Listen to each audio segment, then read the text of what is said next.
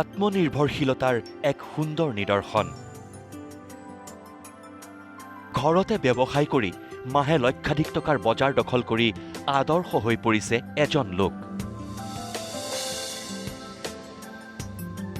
লোকজনৰ নাম প্ৰশান্ত কুমাৰ শৰ্মা।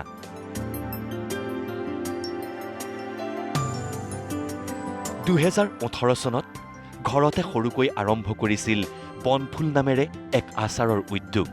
সেই দিন ধৰি আজি পৰ্যন্ত এই আচাৰৰ ব্যৱসায়ৰ লগত জড়িত হৈ পৰিছে প্ৰশান্ত কুমাৰ শৰ্মাৰ পৰিয়াল।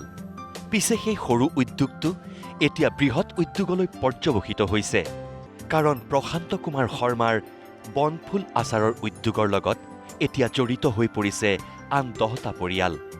এয়া চাওক, মহিলাসকল একত্ৰিত হৈ প্ৰস্তুত কৰিছে বিভিন্ন ফল-মূলৰ নানা তৰহৰ আচাৰ। প্ৰশান্ত কুমাৰ শৰ্মাৰ বনফুল উদ্যোগৰ আচাৰ গোলাঘাট জিলাৰ লগতে অসমৰ বিভিন্ন প্ৰান্তলৈ ৰপ্তানি হয়।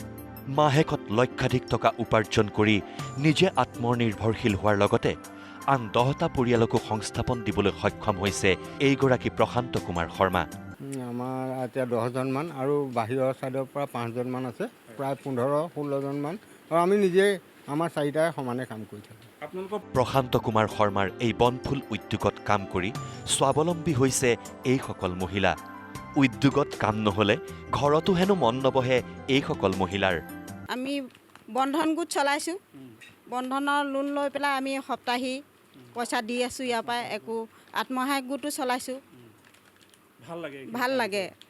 আমাৰ যিদিনা কাম নাথাকে আমাৰ মানে ঘৰত মনেই নবহে। প্ৰশান্ত কুমাৰ শৰ্মাৰ এই বনফুল উদ্যোগে সফলতাৰ শিখৰ স্পৰ্শ কৰক, আমিও জনালোঁ শুভকামনা। খুমটাইৰ পৰা দীপক হাজৰিকা, নিউজ লাইভ।